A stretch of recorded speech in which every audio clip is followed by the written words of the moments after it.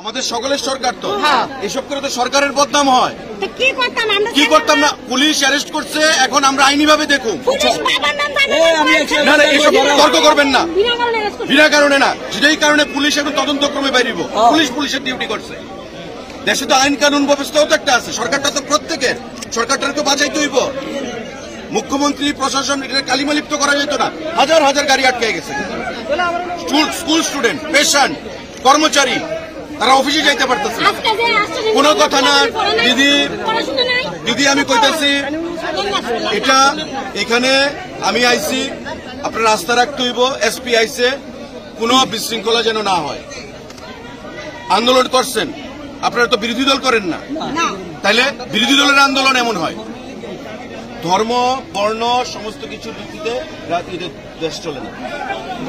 আমাদের শুনেন, যেটা হয়েছে আইনিভাবে আমরা দেখব, পুলিশের কাজ করছি, আমরা এখন বাকিটা দেখব। তার যাতে কোনো অসুবিধা না হয় এটা আমরা দেখব। আমি নাট মন্দির করে দেবো, আমি এখন আপনি এখন কি করবেন? রাস্তা বয়ে থাকবেন?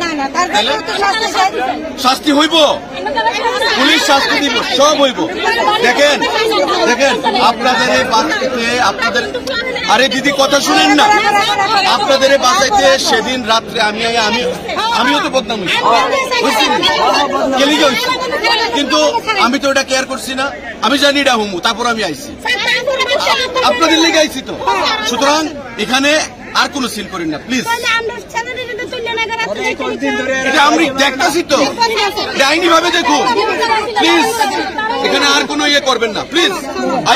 আমি আপনাদের প্রত্যেকের কাছে হাত জোর করে, এটা আমার বদনাম, আমার বিধানসভা কেন্দ্র, আমার সরকার, আমার মুখ্যমন্ত্রীর বদনাম, প্রশাসনের বদনাম।